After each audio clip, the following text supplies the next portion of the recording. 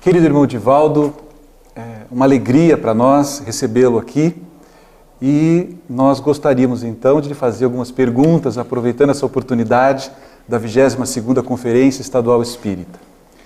Tendo em vista a obra Transição Planetária do Espírito Manuel Filomeno de Miranda, o que determina a escolha dos casais para receber os espíritos que estarão reencarnando, vindos de Alcíone, tendo em vista que estes espíritos, eles não têm vínculos afetivos aqui no planeta.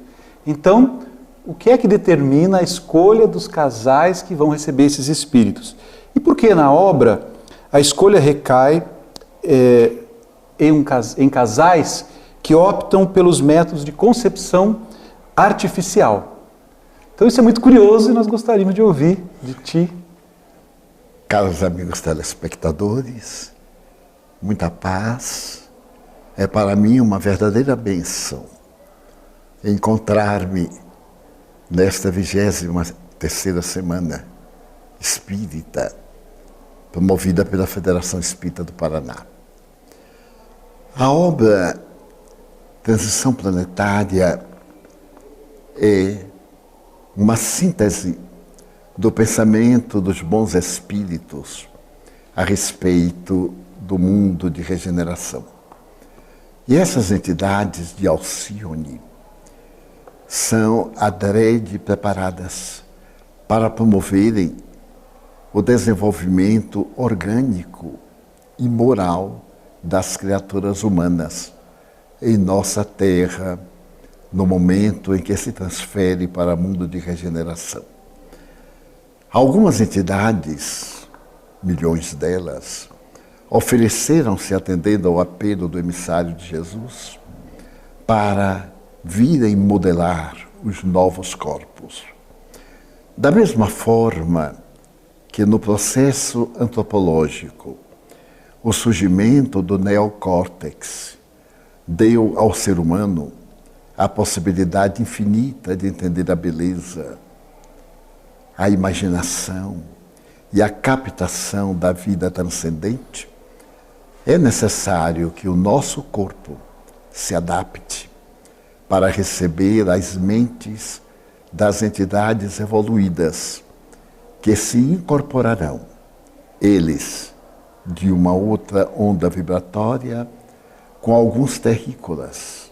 Eis porque a fecundação é in vitro e não diretamente, pela falta de identidade, de pensamento e de onda mental para proporcionar a criação dos novos biótipos que irão constituir a raça do futuro.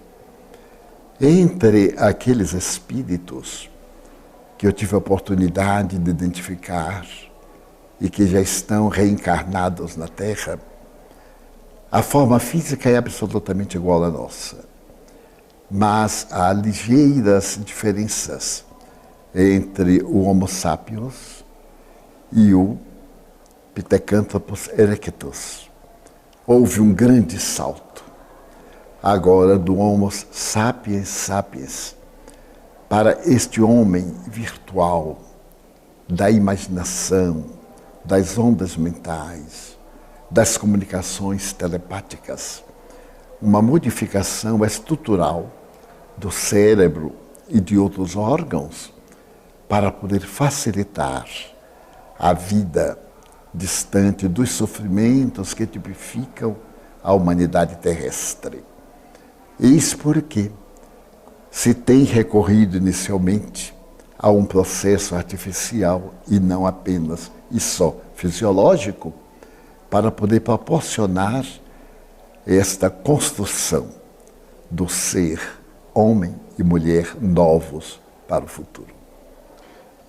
Com relação aos corpos, há uma referência de que alguns órgãos não seriam mais necessários no futuro. Nesse processo, já alguns deles são conhecidos? Você poderia nos dizer que tipo de órgãos nós poderíamos, enfim, não mais ter no futuro? Segundo Manuel Filomeno de Miranda, o nosso trato digestivo seria aliviado. O intestino, por exemplo, seria um pouco menor.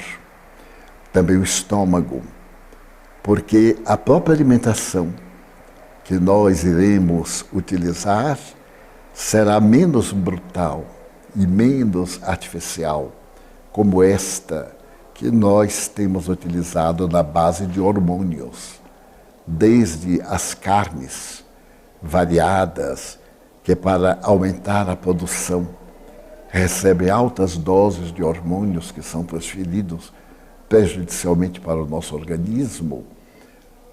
O futuro corpo, já não tendo necessidade de uma alimentação tão densa, já vem preparado para receber essa nutrição que será mais energética do que no volume de ordem material. O aparelho respiratório também seria aprimorado para poder dar maior versatilidade à criatura humana. E os sentidos habituais, os 5 sensoriais, seriam estimulados a abrir as portas do 6º sentido para a comunicação mais psíquica do que aquela verbal, gráfica ou oral. Que maravilha.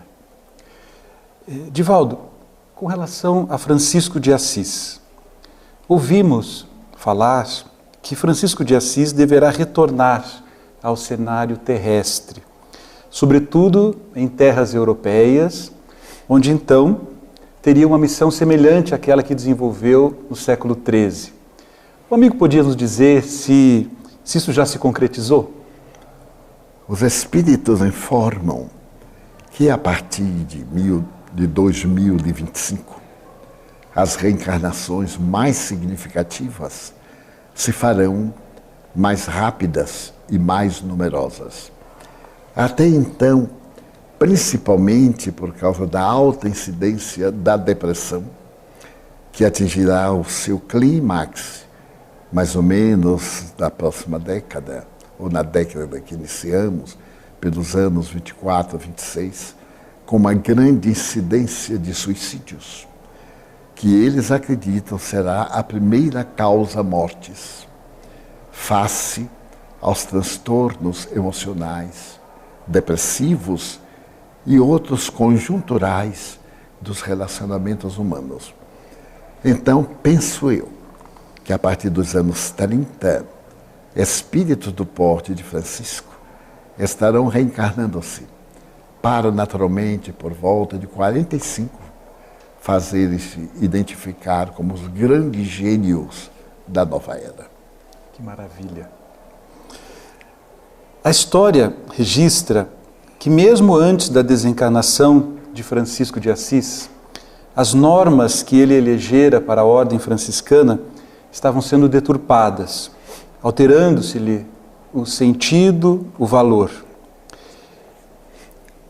Falando do oásis de trabalho e bênçãos que você e o tio Nilson ergueram na cidade de Salvador, a Mansão do Caminho, você teme que após a sua desencarnação algo semelhante venha a acontecer?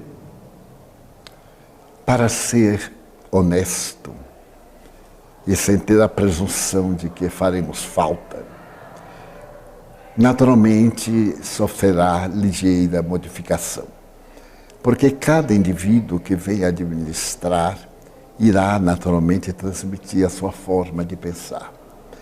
Tem sido a nossa preocupação, fazendo uma paráfrase à vida de Francisco, criar na Mansão do Caminho o que chamamos sutilmente de uma nova Úmbria. A nossa experiência de convivência coletiva tem sido exitosa para os padrões da época de hoje. Mas, ao mesmo tempo, não temos logrado aquele desejo da compreensão primacial do Evangelho e as outras secundárias. Embora sejam todas pessoas excelentes, devotadas, portadoras de uma grande predisposição para o bem, os vínculos com os interesses terrestres ainda predominam em a nossa natureza. E nós, eu em pessoa, penso muito que desencarnarei sem ver concretizada essa maneira de ser a mansão, um modelo mínimo do que poderá ser a nova sociedade. O nosso objetivo essencial em nossa instituição é nunca negar. Dizemos em tom de brincadeira, é necessário não dizer que nós não podemos ajudar. Sempre podemos ajudar. E quando não tivermos o que a pessoa solicita, daremos o que nós possuímos. Abordaremos a questão do Evangelho, transmitiremos energias através de passes, levaremos as atividades espirituais e contribuiremos com os recursos materiais que para nós são importantes, porém, nessa faixa, parte secundária. Temos conseguido algo, porque necessitamos hoje de funcionários para levar adiante a obra.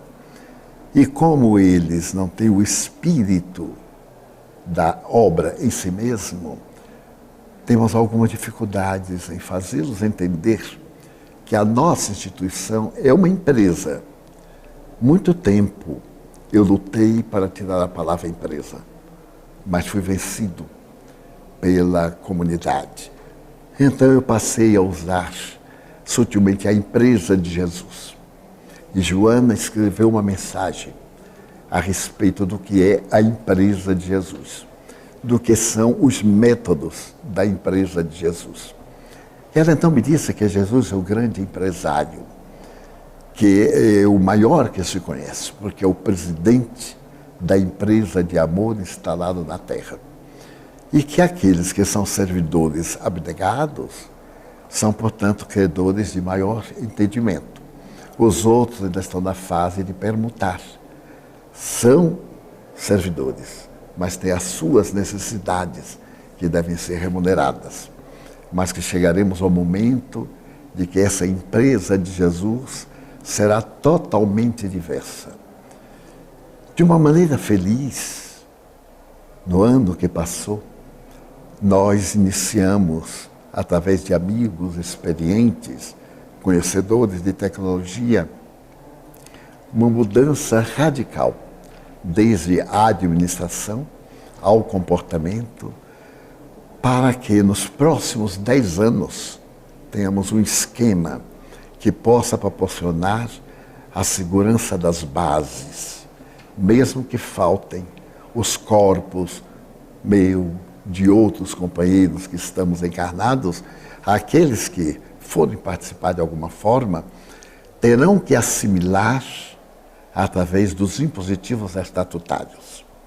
E depois de 10 anos, então, a nova mentalidade construirá a entidade de amor para poder servir, talvez, de modelo a outros menos experientes.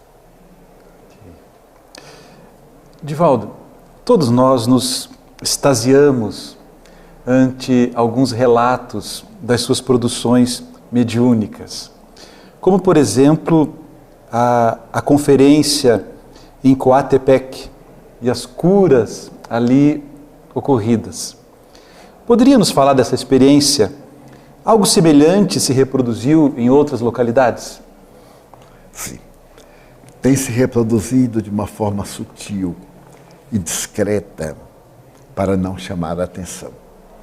Nós vamos muito ao interior da Bahia uma vez por ano. Isso desde 1970. E é uma região muito difícil de acesso. Só há pouco tempo chegou a tecnologia, chegaram estradas, porque ela fica entre a cidade do Salvador e Brasília. E com a construção da estrada Salvador-Brasília, ela recebeu alguns benefícios. E naquela região, certo dia antes de uma palestra, uma senhora paralítica, que era cliente do nosso anfitrião, ela foi acidentada e arrebentou os ossos da bacia. e estava recebendo terapia dele próprio, doutor Epaminondas Correia e Silva. E quando nós chegamos para a palestra, ela havia sido levada com 2 muletas de madeira. Ela me disse chorando: "Ah, Sr. Edivaldo, peça a Jesus para me curar. O senhor me ajude." Eu disse: "Minha filha, eu sou apenas um expositor. Não tenho faculdade curativa e não tenho outras percepções." Então eu vi o Espírito de Joana Dias dizer, quando for na hora da prece final, que ela se vinculasse mentalmente, porque Joana ia pedir aos benfeitores para ajudá-la. Eu proferi a palestra e me esqueci. Mas quando eu cheguei na hora da oração da gratidão, que é sempre variada, eu recordei-me e olhei para ela. Ela estava sendo dobrada em profunda concentração. E eu fui continuando a oração.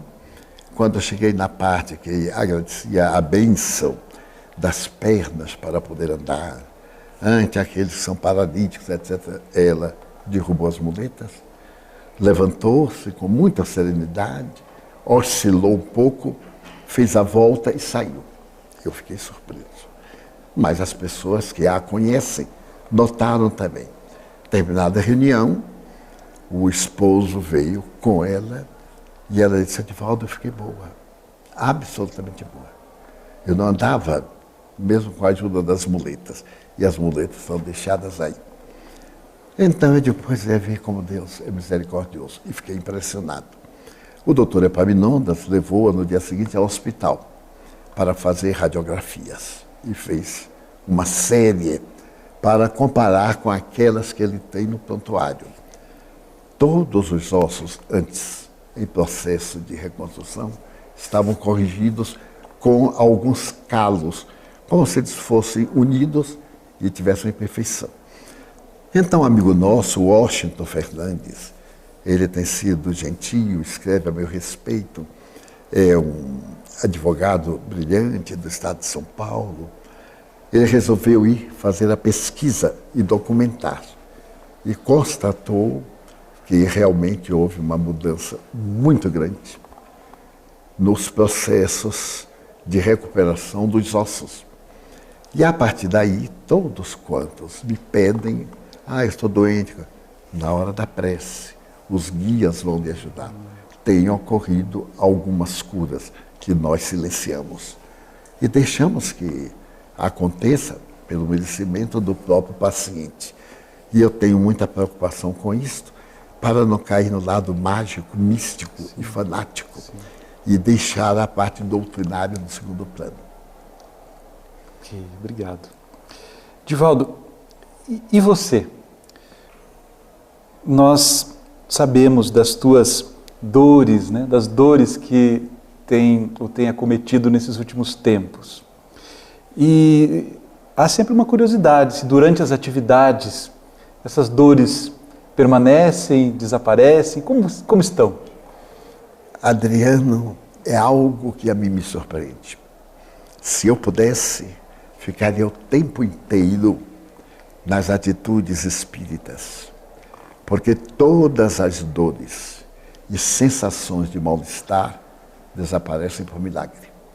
Eu mesmo fico suspeitando: meu Deus, será que isso é uma fixação neurótica?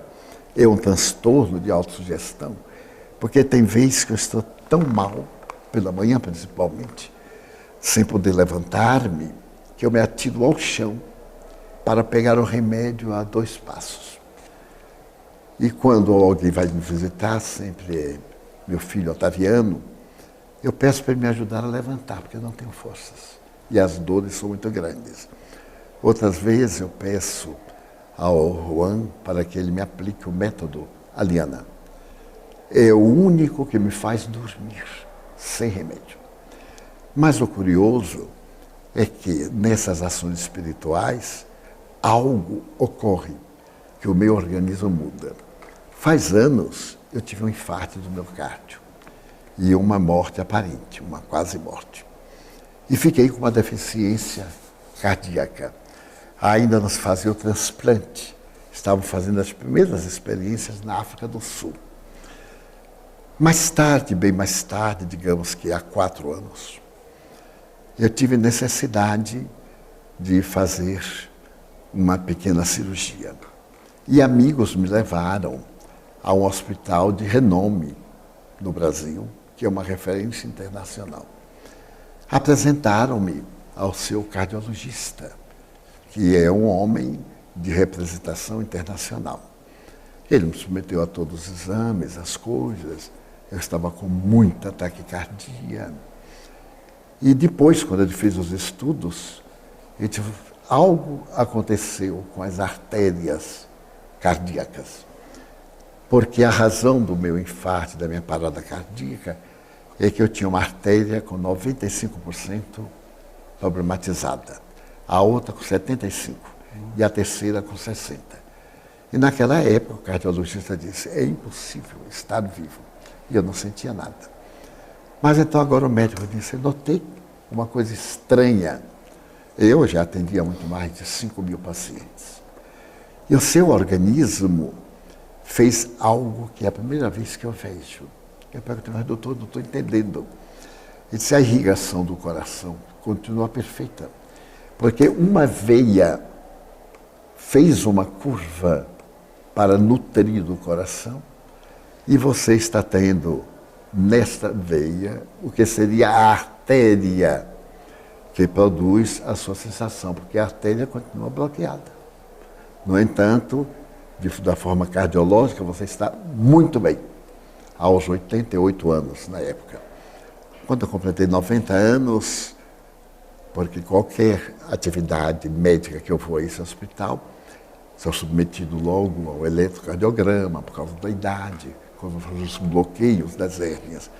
E ele examina e diz, olha, você tem um coração excelente, para uma vida longa. E um dia ele me perguntou, como é que você explicaria isto?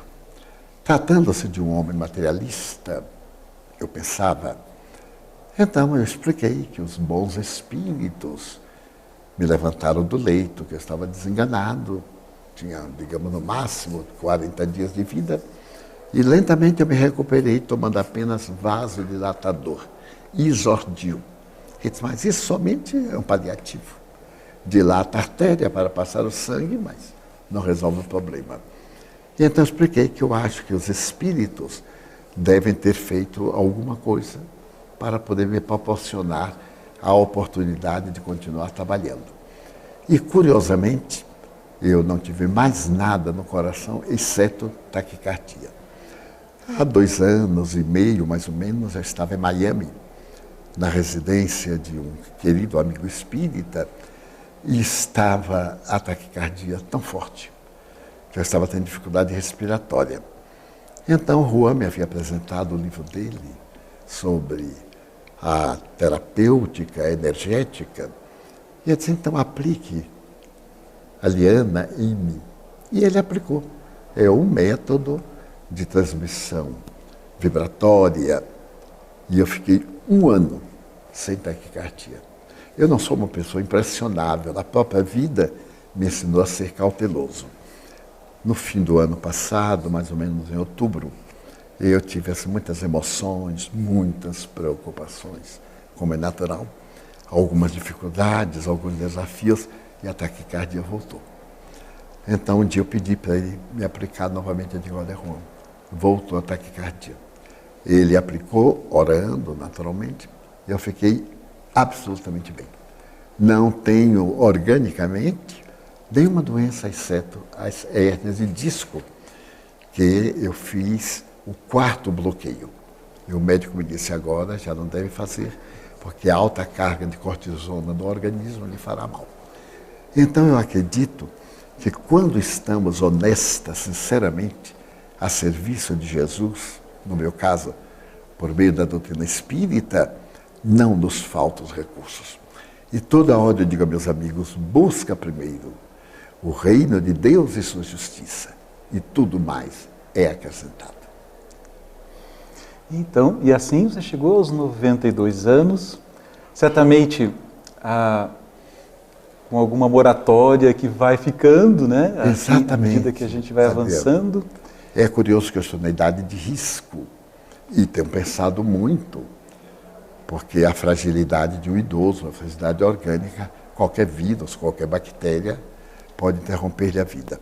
Mas eu gostaria de registrar e dizer aos amigos que, se por acaso eu contrair o vírus, não é nada por causa da pandemia, é que o meu ciclo de vida está terminando. E o vírus é apenas um instrumento de encerrar um ciclo que de qualquer forma terminaria.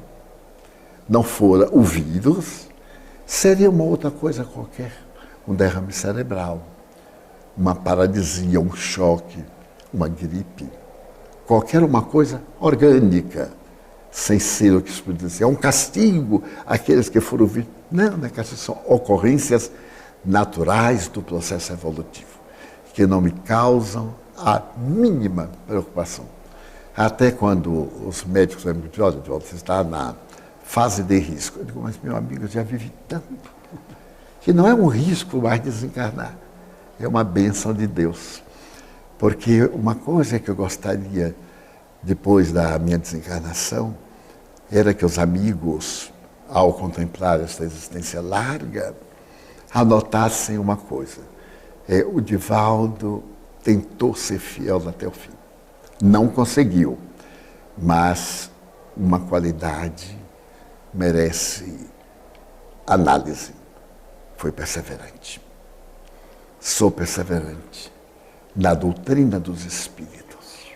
E nada no mundo se equivale a este mundo interior que me proporciona passar de uma vibração para outra, do estado físico para o espiritual, quase que naturalmente. Porque a mediunidade é algo muito mais complexo do que se pode pensar. Até hoje eu me estudo, eu me examino, procuro ver a minha razão, as interferências. Só para ilustrar, com todos esses incidentes que os adversários do bem tentaram criar para impedir a realização da semana, desde anteontem à noite em Ponta Grossa, eu vi chegar um grupo de espíritos. E a partir dali, após a palestra em Ponta Grossa, os mentores me advertiram que me mantivesse muito sereno, porque eles haviam trazido aqueles espíritos para estarem comigo e tentarem me perturbar, para criarem um problema ou algo desagradável durante a realização das atividades. E eu posso confessar que me sentia parte encarnado, parte desencarnado. Quando entrei no seu automóvel para voltarmos de Ponta Grossa, eu não estava no meu estado normal de lucidez. Eu estava semi-mediunizado. E para disfarçar, eu vim olhando o telefone, mas não estava vendo também o telefone. Era somente para você notar, para a nossa querida menina não se preocupar e etc. A noite foi tormentosa e o dia de ontem foi indescritível pelos ataques dessas entidades. Foi, digamos assim, o dia mais difícil deste ano para mim. Nossa, porque um dos chefes desse grupo anti-espírita, que vem influenciando muitas pessoas contra Jesus, porque o objetivo é apagar Jesus da história, apagar o nome de Jesus da história, ridicularizando-o, atormentando-nos, fazendo que aqueles que pretendem ser fiéis entrem em conflitos, em dúvidas, sintam-se atraídos para o que antes era normal, uma atração física, um deslize, mas agora como que uma sede de determinados comportamentos. E ontem, a esta hora, nós tivemos, eu tive necessidade de apoio especial. Então, o Juan e Laudelino vieram para o quarto, porque eu estava absolutamente fora da realidade. E eu disse para eles, eu lamento porque estou semelhante a um médium obsidiado, a um médium de princípios, porque eu estou fazendo um espetáculo, peço desculpa a vocês, mas não estou normal. E isso vai prejudicar a palestra. E no íntimo, o impulso para viajar, para ir embora. Eu sabia que eram eles, né? Criaram assim uma situação desagradável. Então Juan sugeriu lermos o Evangelho, aplicamos um passe, e eu vendo-os, e eles me dizendo coisas que eu não me atrevo a repetir, aturdindo o cérebro e também o meu caráter, porque todos nós temos caráter, dizendo coisas perversas que eu poderia continuar na mente. Eles me aplicaram o passe. E eu roguei assim a proteção de Jesus. Eu disse, o Senhor sabe que eu o amo. Então, em benefício dos que irão à palestra, o seu amor me ajude. E eu vi, quando entraram as entidades venerandas, eu vi uma entidade que é protetora da Federação Espírita do Paraná, mas que não é conhecida. É uma espécie de Or-Concur, um espírito nobre, refulgente. Quando ele entrou assim pela parede, o que o povo chama de esplendor, encheu o quarto. Ele me pôs a mão assim no coração, depois aqui no centro cerebral, e me disse, vamos com Cristo. O cristão verdadeiro tem que ter o holocausto. Vamos para o holocausto. Nós vamos incorporá-lo, utilizá-lo da aparelhagem, mas os seus conceitos não nos coloque para não nos atrapalhar. Faça as suas narrações, mas nós vamos encaminhar. E então eles vieram. E esse espírito veio realmente comigo. Mas eu não via sempre o espírito, eu via um foco. Eu caminhava paralelamente, o foco também, mas eu não disse. Eu não gosto muito de ficar falando sobre mediunidade, para não parecer exibicionismo. Aprendi a calar. E na hora em que você começou a falar, ele se acercou e lhe deu uma assistência especial para poder dulcificar o coração e apaziguar o seu organismo. É como se o organismo estivesse um pouco trêmulo e desajustado. Na hora que você falou sobre o coronavírus, então eu vi perfeitamente quando ele encaixou a cabeça dele na sua cabeça. E aquilo saiu tão claro como se fosse médico. Era como se estivesse explicando o beabá. Simples e com muita energia.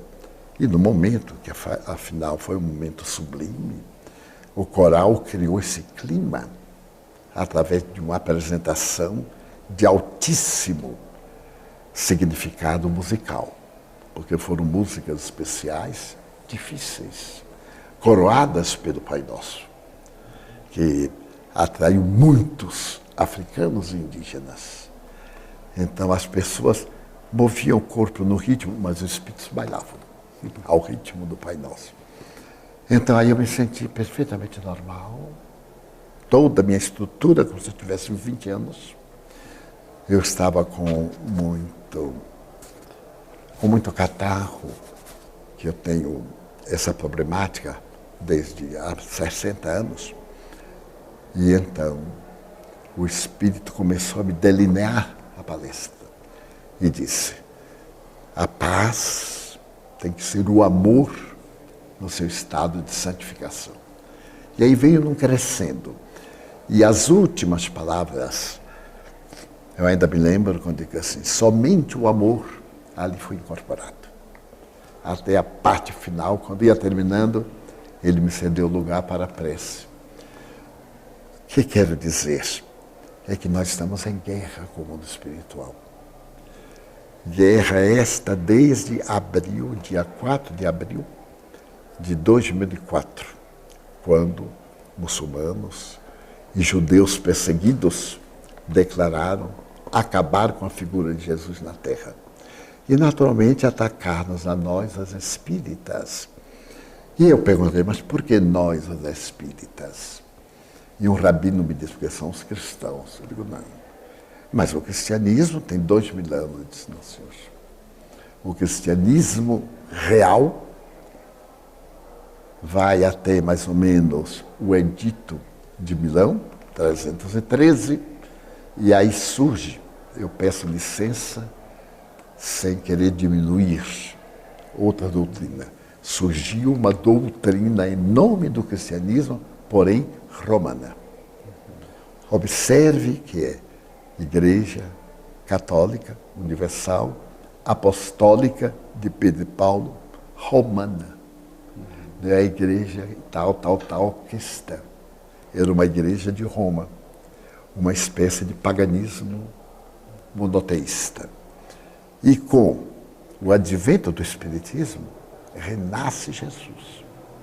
E os senhores são cristãos. E o Espírito me disse ainda assim, quando o senhor Allan Kardec falou que a mediunidade deveria ser exercida cristamente, ele rotulou o Espiritismo de cristão. Porque ele poderia dizer moralmente, no sentido ético, mas ele encontrou a única palavra que podia definir o exercício da mediunidade. Então nós temos que combater. Porque foi essa igreja de Roma que nos destruiu. Graças a ele. Então nós agora nos voltamos contra ele através dos senhores, que são os herdeiros dele. Embora vamos atingir todos os povos e nações. E observe que de 2004 para cá, o desrespeito moral, social, se tornou cada vez mais vulgar. E os partidos políticos, religiosos, convidando a degradação dos costumes e a perda do sentido ético, multiplicaram-se, porque eles estão sob a mentalização dessas entidades. E nós temos sofrido um pouco mais, porque somos criaturas humanas, e eles se voltam contra o cristianismo nas páginas do Espiritismo. Divaldo, se me permite, eu penso que, como você faz muita luz, inspira a todos nós, traz, enfim, tantas orientações seguras, esses ataques que lhe atingem, é porque mira-se sempre o foco mais radiante, que é você no presente momento, no nosso movimento espírita. Eu lhe digo com a lealdade de um velho amigo. A minha vida é o Espiritismo. E o pensamento do Cristo, como diz Paulo, me leva ao delírio. Esse homem incomparável, que nos deu a grandeza e a majestade da terra, merece-nos tudo. E eu acredito que os bons espíritos estão procurando médiuns, pessoas corajosas, no bom sentido da palavra, que não se importa, eu não me importo com a perseguição deles. E até fico contente, porque eles me privaram das chamadas satisfações humanas. Eu aprendi a não me incomodar com nada.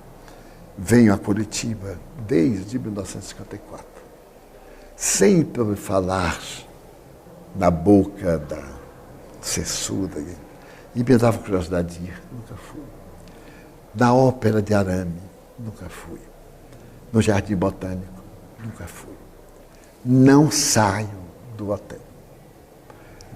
E só vou a restaurante por causa do programa que a federação faz, para não me deixar sintonizar com as circunstâncias.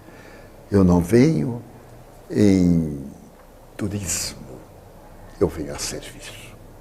E para, não digo merecer, mas para ficar mais ou menos em condições, eu procuro ficar sintonizado o tempo todo, para poder servir à causa e não me aproveitar da causa para me servir.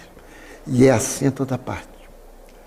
Na Europa, só me permito ir a museu, porque aí eu lucro com aprendizagem. E 2 vezes em Viena, Josef nos conduziu a 2 concertos. E nada mais não interessa.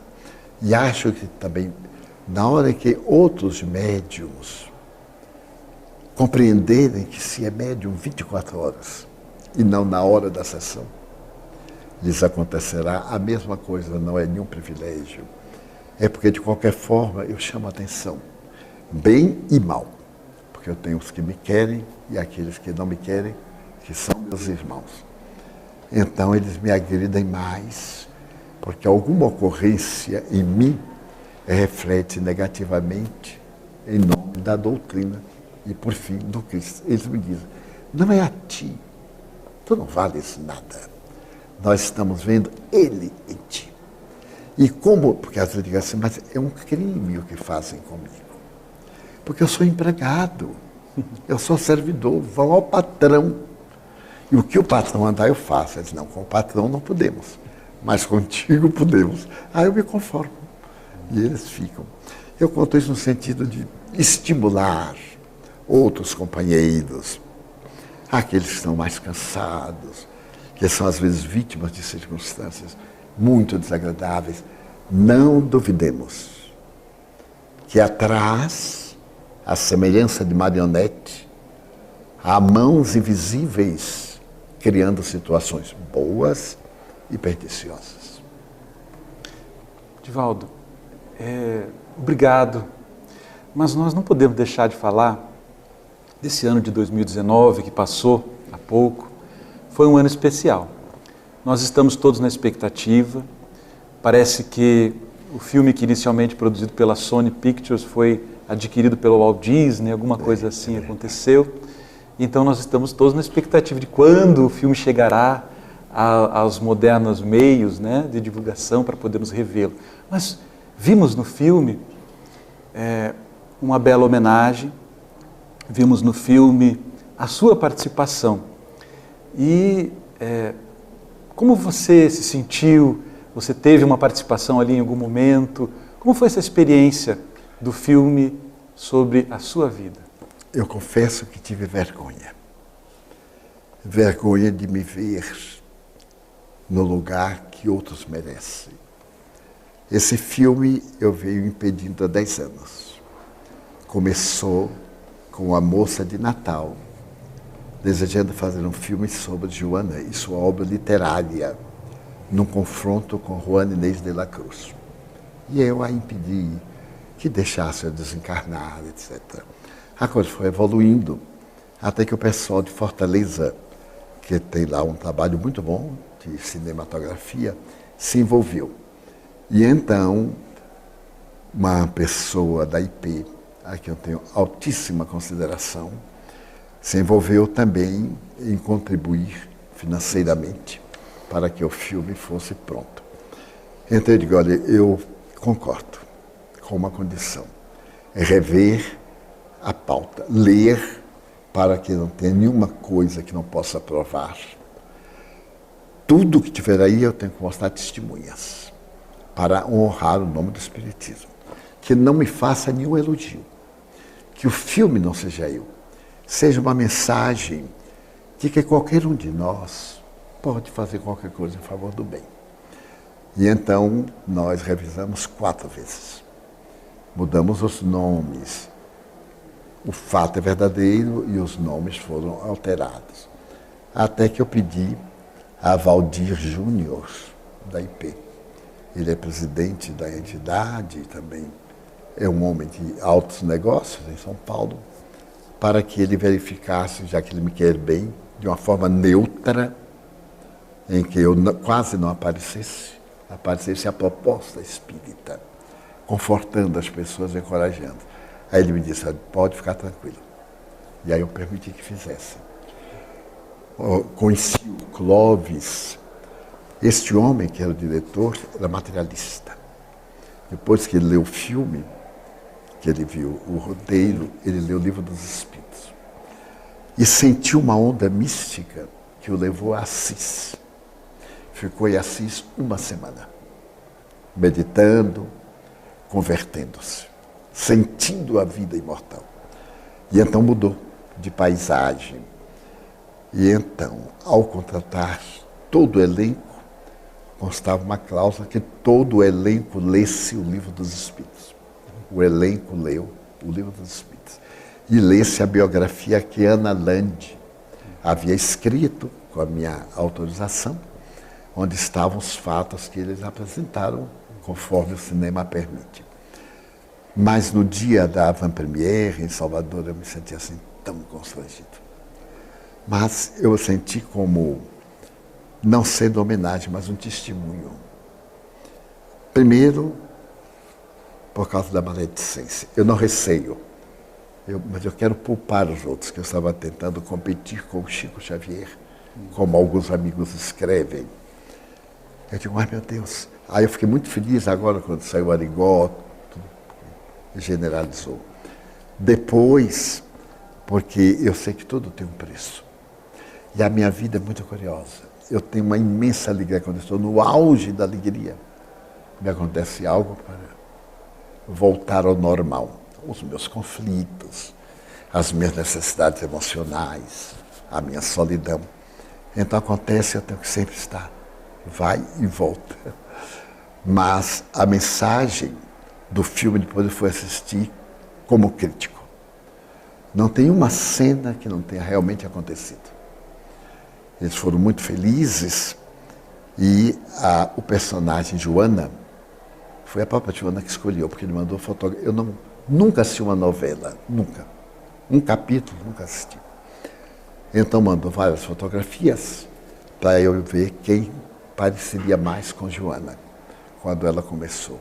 E eu fui olhando as fotos e Joana disse, eu gostaria muito que essa senhora me representasse. Então eu disse, olha, essa senhora, Joana acha que está muito bem para o papel dela. E depois, uma outra foto, Joana disse, vamos colocar Ana, minha mãe. Esta moça tem um caráter parecido com Diana. Então, aquela senhora que fez o papel de minha mãe foi apontado por Joana. O mais eu não envolvi, ele me convidou para fazer uma cena, eu fui fazer a cena, que não foi posta no filme. Ali está um resumo, mas tem muito mais coisas.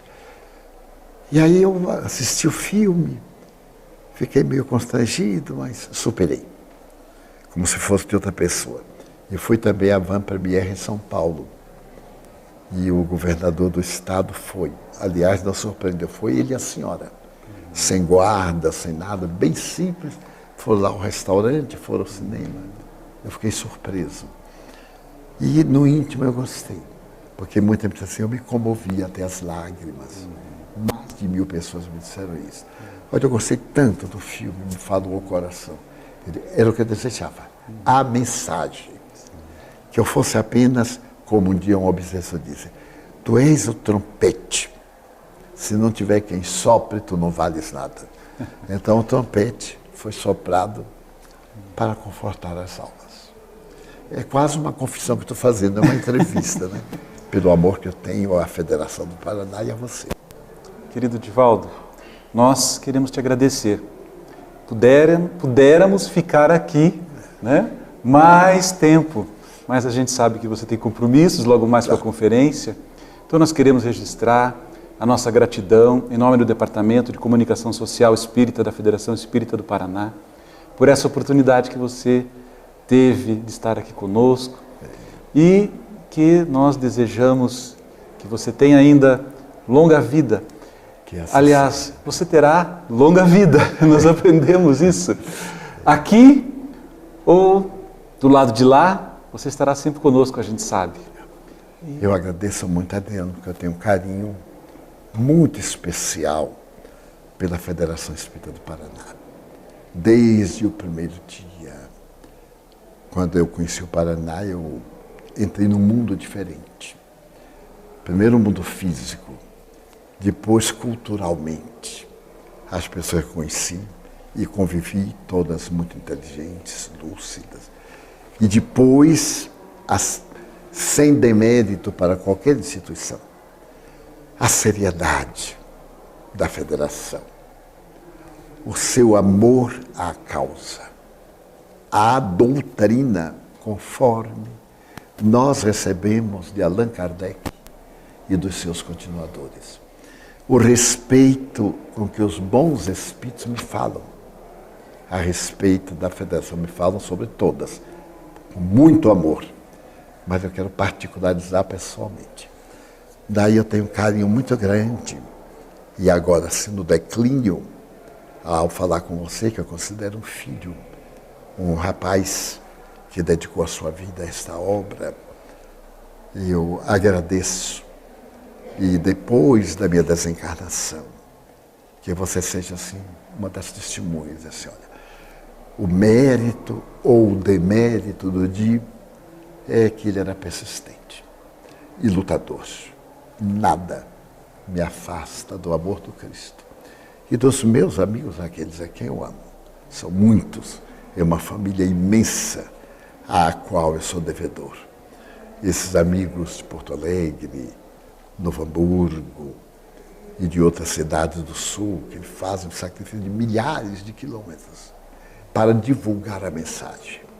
De alguma forma também por amor a mim, eu compreendo. Essas moças, viagens de 2 dias e noites, e me fico feliz porque eles estão sendo cristãos primitivos, fazendo o novo mundo que o Cristo espera de nós. Muito obrigado. Nós vamos encerrar com um aperto de mãos. Muito obrigado. Muito obrigado. Muito obrigado.